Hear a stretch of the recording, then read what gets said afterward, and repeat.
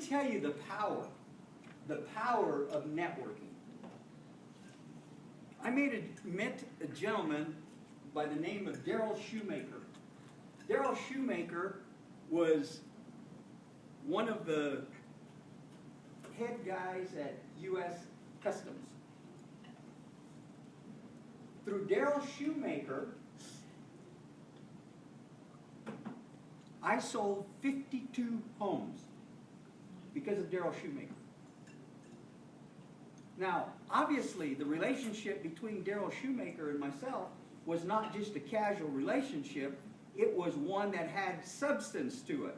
It was some that where I had him to my house. I went to his house. I had refrigerator rights. Y'all know what refrigerator rights is? You can walk into somebody's home and you can open the refrigerator and see what's in there. That's the kind of relationship that has meaning. The kind that you can call somebody at 2 o'clock in the morning and say, I need your help. We all have relationships with our bankers and our insurance people, but we don't necessarily have the right to call them at 2 o'clock in the morning and say, I need your help. That is banking social capital. Social capital is critical. Social capital is no different than having money in the bank. Only at that time can you write a check. If you don't have social capital, you can't ask anything of anybody. Now, we all have social capital already through our friends and some family members. But think about that on a broader scale. Think about it in business, in your career. Think about it having business people that are advocating for you, that are selling you and your product or your service without you ever being there. See, that's what Daryl Shoemaker did. And I have many of those Daryl Shoemakers out there. I've been very fortunate to learn how to net give, to know the value, to be able to recognize the value that was there. Now, I don't go give with the intention of, when is it coming back to me? I don't do that. I give because the human spirit is at its very best when it's giving. And I like that feeling. So it's kind of self-serving, I guess, why I do it. But I enjoy, like last night at that graduation, seeing those kids and those moms take that next step. And that's what I tell them. You've taken the first step. Don't stop here. Don't stop here. You've got to keep going. But now you've learned that the power to transform your lives, your children's lives, and your whole family's life is in your hands. And there's nothing more powerful than to learn that. And in your business, it's exactly the same thing. I'm going to close with this. Way back, there was a small village that had a large surrounding region.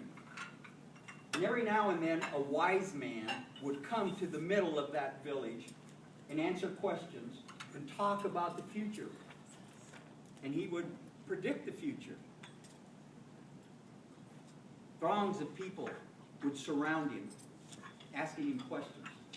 And there was this young kid in there, in this village, that was determined to make a fool out of the wise man. And he conjured up an idea that was foolproof in his mind. And that is, I'll catch a bird, I'll clutch that bird, I'll go up before the wise man, and I'll ask the wise man, what do I have in my hand? He'll know that I have a bird, and that's what he'll say. But then I'll ask him that pivotal question, is the bird alive or is the bird dead?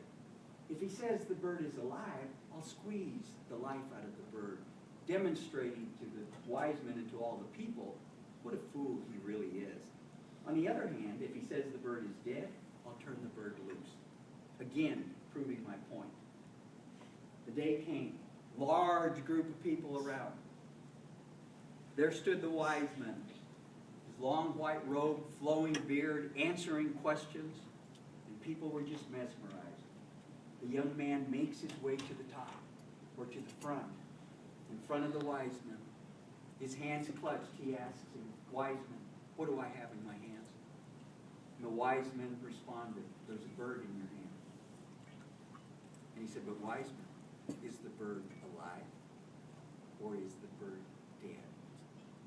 The wise man paused for a second and said, young man, the fate of the bird is in your hands.